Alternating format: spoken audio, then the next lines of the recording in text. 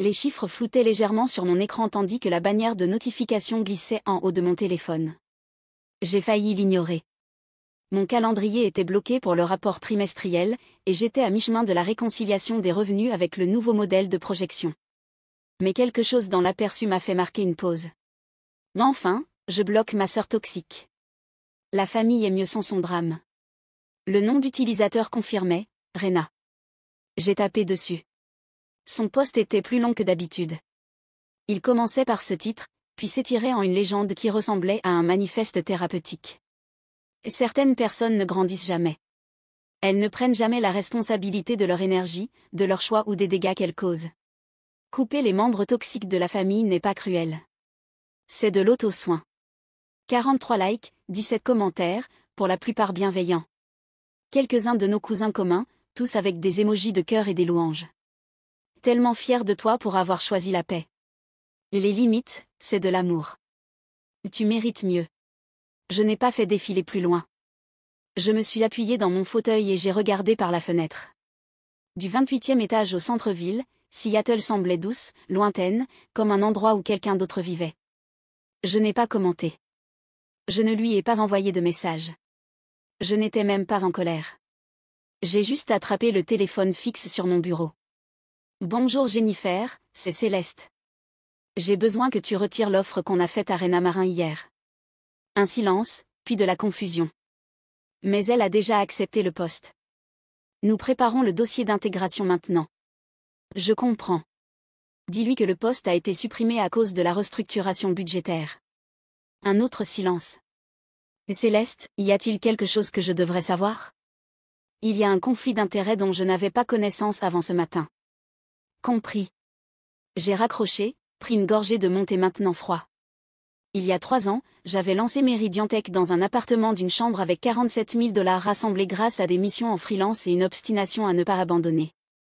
Maintenant, nous avions 37 employés à temps plein et un chiffre d'affaires qui venait de dépasser 8 millions. Rena ne savait pas que j'étais la PDG. Pour elle, j'étais toujours la sœur qui créait de jolis sites web et n'avait pas un vrai travail.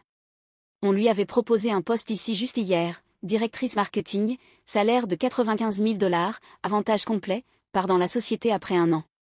Elle était excitée. Elle en avait parlé sur les réseaux. Maintenant, elle allait découvrir ce que ça veut dire de bloquer quelqu'un sans savoir quelle porte on verrouille. Quand j'ai commencé à construire Meridian, mon bureau était une table de cuisine récupérée, avec une pâte fêlée et un bancal que je n'avais jamais pris la peine de réparer.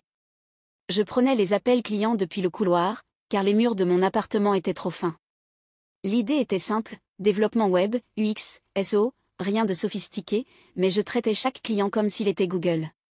Je me souviens avoir travaillé après minuit, des ramen sur le feu, un deuxième écran clignotant des lignes de code.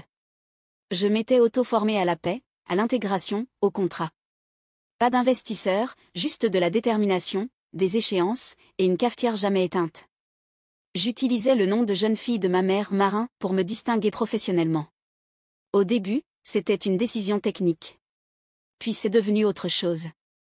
Ma famille ne me demandait jamais vraiment ce que je faisais. Pas au-delà d'une curiosité polie. Toujours à faire ces trucs de site web, disait mon père à Thanksgiving.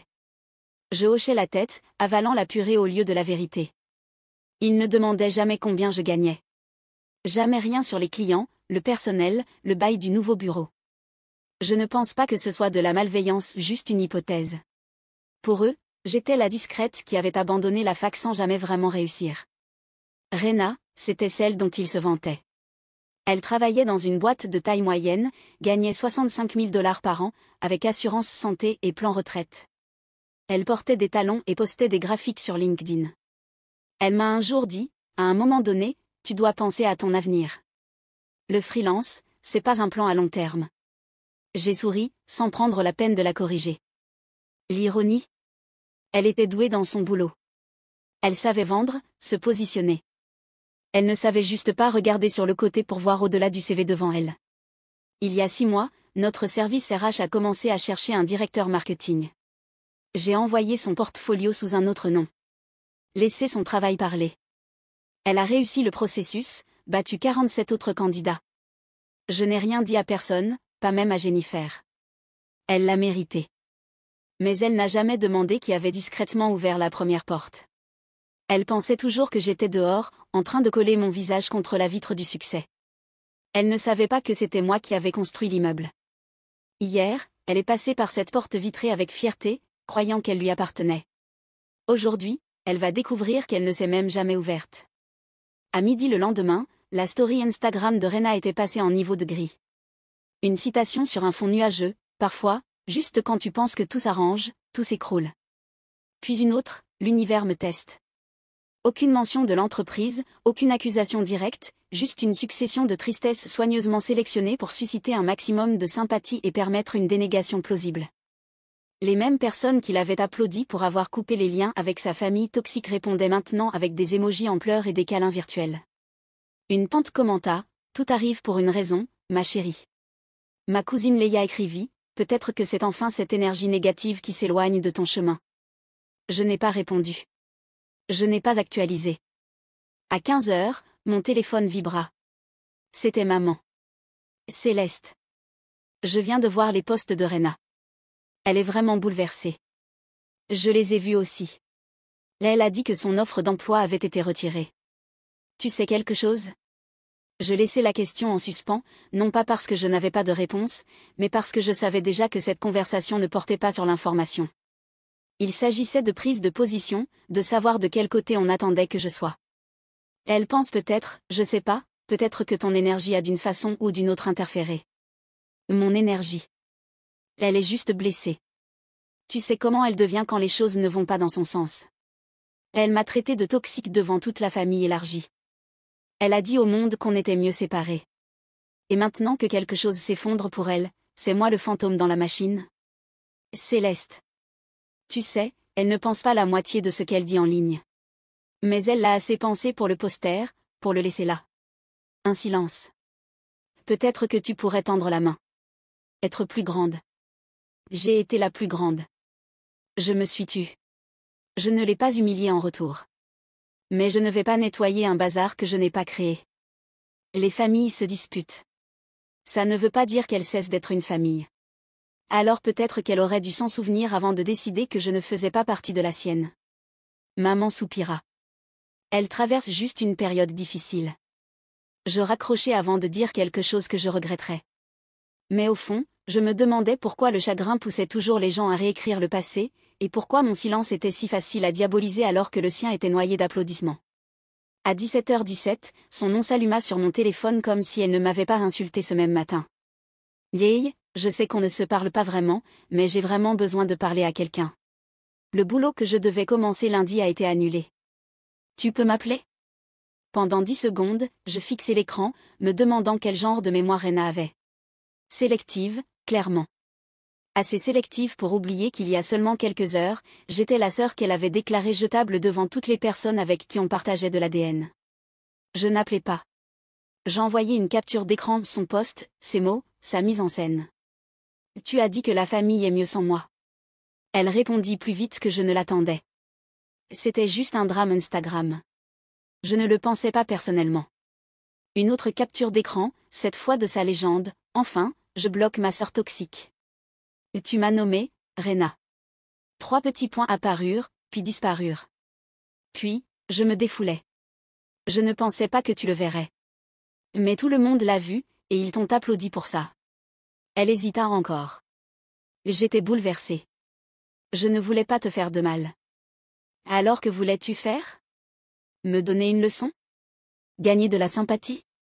Céleste, s'il te plaît. J'ai juste besoin de parler à quelqu'un. Non, tu as besoin de quelqu'un pour faire semblant que rien de tout ça ne s'est passé. Tu es trop sensible. Ça a suffi. Tu as fait de mon identité un accessoire pour ton monologue émotionnel.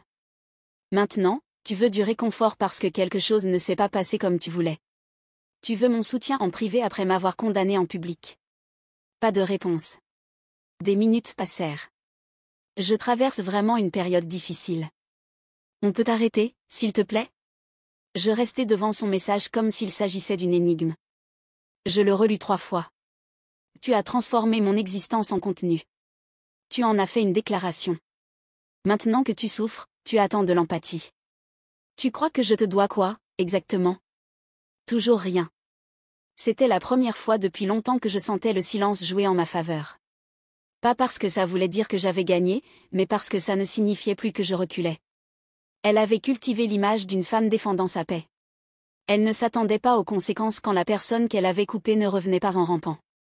Le soir suivant, je répondis à son appel. La voix de Rena craquait comme du verre sous pression. « Céleste, je suis désolée. J'ai eu une semaine terrible et je t'en ai voulu. » Je la laissai parler.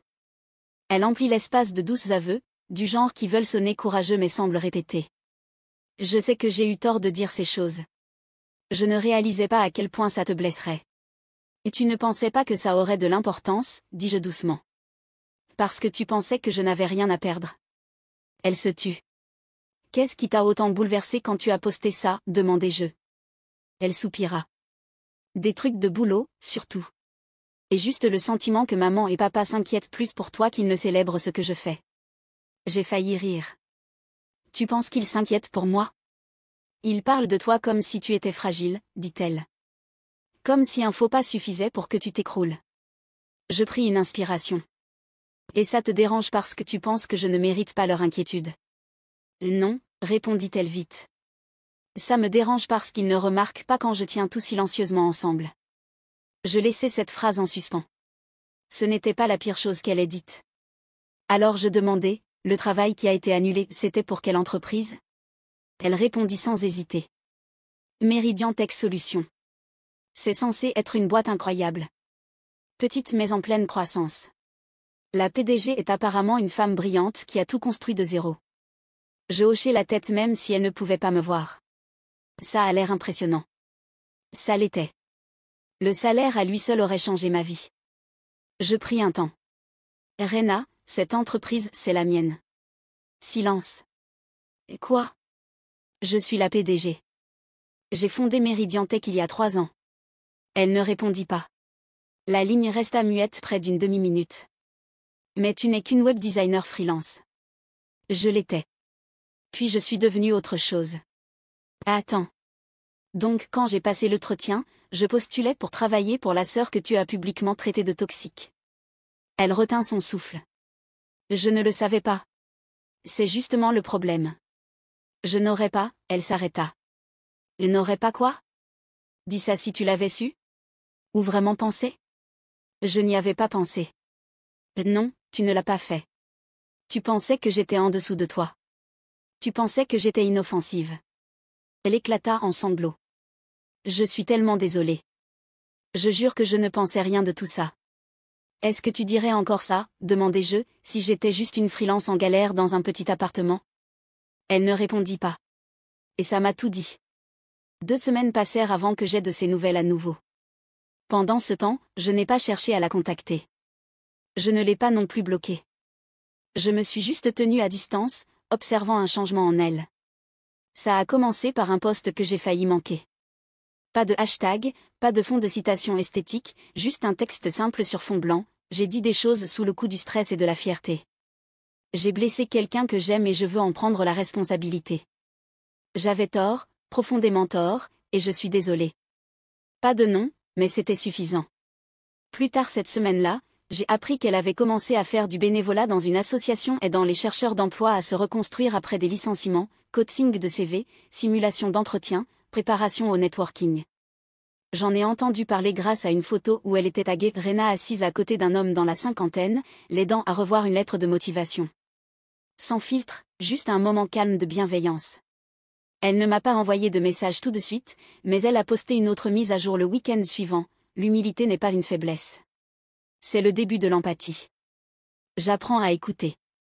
Je n'ai pas répondu, mais je n'ai pas fait défiler non plus. Quelques jours plus tard, je suis tombée sur Jennifer près des ascenseurs. Ta sœur fait du bon travail, dit-elle sans y penser. Elle ne travaille pas ici, répondis-je prudemment. Je sais, dit Jennifer, mais j'ai vu son nom sur un panneau communautaire concernant l'aide à l'emploi. Je me suis dit que tu aimerais savoir. Je hochai la tête, sans rien dire.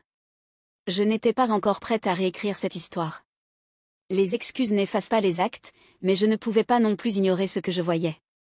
J'avais passé des années à prétendre que mon silence était une force. Rena avait passé autant de temps à croire que réussir, c'était grimper plus haut que tout le monde. Maintenant, elle commençait à poser de meilleures questions, celles qui ne viennent pas avec une échelle du tout. Et pour la première fois de nos vies, je me demandais si, peut-être, elle commençait à comprendre à quoi ressemble la vraie croissance. Nous nous sommes retrouvés au café en face de la bibliothèque où maman nous emmenait le samedi. Ce n'était pas intentionnel, mais j'ai ressenti l'ironie en m'asseyant. Certains endroits gardent des échos, qu'on les invite ou pas. Rena avait 5 minutes de retard. Pas de maquillage, pas de filtre, pas de spectacle, juste un manteau de laine et un carnet qu'elle n'a pas ouvert. Merci d'être venue, dit-elle doucement. Je ne dis rien. Je la regardai simplement et attendis. Elle jouait avec le bord de sa manche. Je sais que tu ne veux probablement pas entendre encore des excuses. Non, dis-je, mais dis ce que tu es venu dire. Elle acquiesça, comme si elle s'y attendait. Je pensais faire tout bien. Université, carrière, assurance santé, loyer payé à temps. Je pensais que si je continuais juste à cocher des cases, quelqu'un le remarquerait. Ils ont remarqué, dis-je. Ils ne t'ont juste pas félicité comme tu voulais. Elle leva les yeux. Et puis tu as abandonné l'université et commencé à travailler en freelance, et pourtant, ils s'inquiétaient encore plus pour toi. J'attendis. J'étais jalouse, dit-elle enfin. Pas de ta vie, mais de la façon dont ils te surveillaient comme si tu étais fragile, comme si ton échec comptait plus que mes efforts. Ça a fait mouche, et je suppose que j'ai commencé à croire que je devais te décrédibiliser pour être remarquée. Et alors, tu m'as effacé, dis-je, devant les gens qui doutaient déjà de ma valeur. Son visage rougit. Ce n'était pas pour t'effacer. C'était pour leur prouver quelque chose, à eux, à moi-même.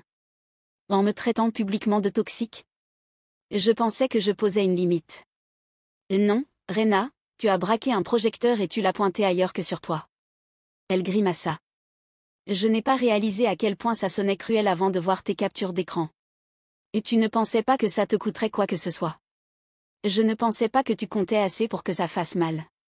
Elle ne le pensait pas aussi durement que ça pouvait paraître, mais la vérité résonne souvent plus fort que l'intention. Je suis désolée, dit-elle, la voix tremblante. Pas parce que tu réussis maintenant, mais parce que je t'ai jugé quand je pensais que tu ne réussissais pas, et c'est pire. Je ne parlais pas tout de suite. Je laissais le silence faire une partie du travail. Puis je dis, tu voulais qu'il te voie, alors tu m'as diminué. Je sais que ça n'excuse pas ce que j'ai fait. Non, ça n'excuse rien. Je veux juste essayer de faire mieux. Tu ne peux pas passer la partie où je ne te fais pas confiance. Je ne demande pas de la passer. Je demande à mériter quelque chose de vrai. Lentement. Je l'observais. Cette fois, il n'y avait aucune stratégie, juste de l'inconfort et de la sincérité. Nous n'avons jamais eu de vraie relation, dis-je. Je sais. Peut-être qu'il est temps d'arrêter de faire semblant d'avoir perdu quelque chose et de commencer à être honnête sur ce que nous n'avons jamais eu. Elle hocha la tête. Alors, repartir à zéro? Partir d'ici. Nous ne nous sommes pas embrassés. Nous n'avons rien promis, mais nous n'avons pas non plus fait semblant. Et c'était nouveau. Nous leur avons dit que nous devions parler juste nous quatre. Pas d'anniversaire, pas de fête, pas de distraction. Juste un dimanche après-midi tranquille et une table à manger autour de laquelle nous n'avions pas tous pris place depuis des années. Papa servit le café. Maman mit des assiettes même si personne n'avait faim. Je sortis mon ordinateur portable et ouvris la page d'accueil de Meridian Tech. C'est mon entreprise, dis-je. Papa se pencha en avant, plissant les yeux. Tu as construit ça? Je l'ai fondé il y a 3 ans. Nous venons de dépasser les 8 millions de chiffres d'affaires annuels. Il cligna des yeux. Attends, tu nous dis que c'est toi la propriétaire? Oui. La main de maman couvrit sa bouche. Pourquoi ne nous l'as-tu pas dit? Je la regardai. Vous n'avez jamais demandé. Elle avait l'air d'avoir reçu une claque, mais je ne le dis pas avec cruauté. Juste simplement. Juste la vérité. Rena bougea à côté de moi. Elle a raison, dit-elle doucement. Aucun d'entre nous n'a demandé. On a juste supposé. Papa la regarda, puis me regarda à nouveau. Mais toutes ces années, on pensait que tu avais à peine de quoi t'en sortir. Je sais. Vous m'avez laissé penser ça. Je ne t'ai pas corrigé, dis-je. Et au bout d'un moment, je voulais voir ce que vous diriez quand vous penseriez que je n'avais rien à offrir. Personne ne parla. Maman murmura enfin, mais on essayait juste d'aider. Est-ce que vous aidiez, demandai-je. Ou est-ce que vous essayiez juste de me transformer en quelque chose qui avait plus de sens pour vous? Le silence qui suivit fut plus profond que celui d'avant. Puis Rena parla à nouveau. Elle n'est pas dure. Elle est honnête, et elle l'a mérité. Papa se renfonça dans son fauteuil. Je ne sais même pas quoi dire. Peut-être que tu pourrais juste dire que tu me vois maintenant, proposai-je. Maman saisit ma main. On te voit. Vraiment. Mais la part de moi qui se souvenait encore d'avoir été poliment ignorée à chaque Thanksgiving, chaque anniversaire, chaque appel, il n'était pas encore prêt à le croire. Les applaudissements sonnent différemment quand ils ne viennent qu'après que le trophée soit visible.